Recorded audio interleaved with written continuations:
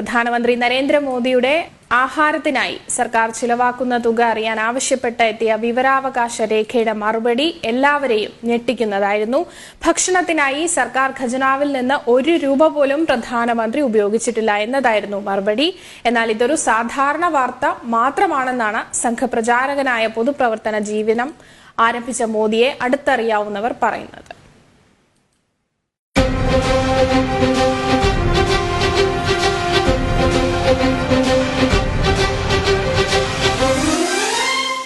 അതെ, നരേന്ദ്രമോദിയെ സംബന്ധിച്ചിടത്തോളം ഇതൊരു സാധാരണ വാർത്ത മാത്രമാണ്. ആ വ്യക്തിത്വത്തെ ഓർത്ത് ആശ്ചര്യപ്പെടണമെങ്കിൽ ഇതിലും എത്രയോ അധികം കാര്യങ്ങൾ.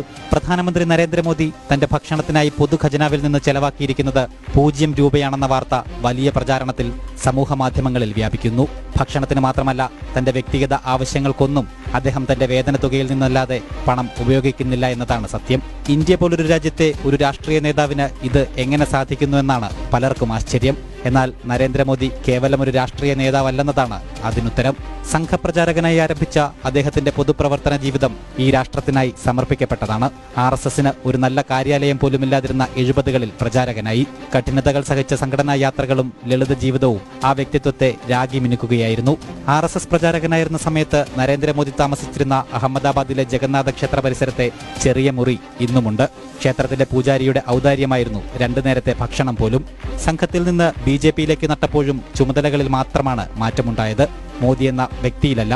വാജ്പേയി സർക്കാരിന്റെ കാലത്ത് രാജ്യത്തെ ഒരു വ്യവസായ പ്രമുഖൻ അന്ന് BJP ദേശീയ ജനറൽ സെക്രട്ടറിയായിരുന്ന നരേന്ദ്രമോദിയെ കാണാൻ ഡൽഹിയിലെത്തിയ അനുഭവം പങ്കുവച്ചിരുന്നു. ഒരു വലിയ ബംഗ്ലാവിൽ നിറയെ സഹായികളുമൊത്തിരിക്കുന്ന ദേശീയ ജനറൽ സെക്രട്ടറിയാണ് താൻ പ്രതീക്ഷിച്ചിരുന്നത്.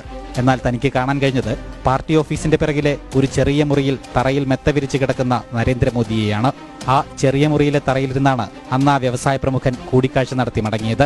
2014 ഗുജറാത്ത് മുഖ്യമന്ത്രി സ്ഥാനം വിട്ടൊഴിയുമ്പോൾ വേതനമായി ലഭിച്ചതുൾപ്പെടെ ഏകദേശം 25 ലക്ഷം രൂപയായിരുന്നു ഇന്നത്തെ പ്രധാനമന്ത്രിയുടെ ബാങ്ക് അക്കൗണ്ടിൽ ഉണ്ടായിരുന്നത്. തന്റെ കീഴിൽ ജോലി ചെയ്തിരുന്ന പ്യൂൺ മുതൽ ഡ്രൈവർ വരെയുള്ള സാധാരണ ജീവനക്കാരുടെ മക്കളുടെ വിദ്യാഭ്യാസത്തിനായി ആ തുക കൈമാറിയിട്ടാണ് ഇന്ദ്രപ്രസ്ഥത്തിലേക്ക് മോദി യാത്രയായത്. പ്രധാനമന്ത്രിയായിരിക്കെ പാർലമെന്റ് ക്യാന്റീൻ സന്ദർശിച്ച മോദി MPമാർക്ക് കുറഞ്ഞ ചെലവിൽ ഭക്ഷണം നൽകുന്ന സമ്പ്രദായം അവസാനിപ്പിച്ചു. പാവപ്പെട്ടവരെ സേവിക്കേണ്ട ജനപ്രതിനിധികൾക്ക് ഇത്തരമൊരു ധൂർത്ത് വേണ്ടെന്നായിരുന്നു പ്രധാനമന്ത്രിയുടെ വിശദീകരണം. കരുതലും സംരക്ഷണവും അർഹിക്കുന്ന അസംഖ്യം പ്രവർത്തകരുടെ കുടുംബങ്ങളെ അദ്ദേഹം ഇന്നും സ്വന്തം ചെലവിൽ പരിപാലിക്കുന്നു എന്നത് ചുരുക്കം ചിലർക്ക് മാത്രം അറിയാവുന്ന കാര്യമാണ്. മോദി ഒരു ഉദാഹരണം മാത്രമാണ്.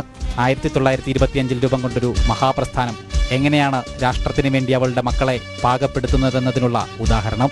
രാഷ്ട്രായ സ്വാഹ എന്ന് ചൊല്ലാനും ചെയ്യാനും പഠിപ്പിച്ച സംഘടനയ്ക്ക് കീഴിൽ ഒരു മോദി മാത്രമല്ല, അവിടെ 1000 മോദിമാർ പിറവിയെടുത്തുകൊണ്ടിരിക്കുകയാണ്.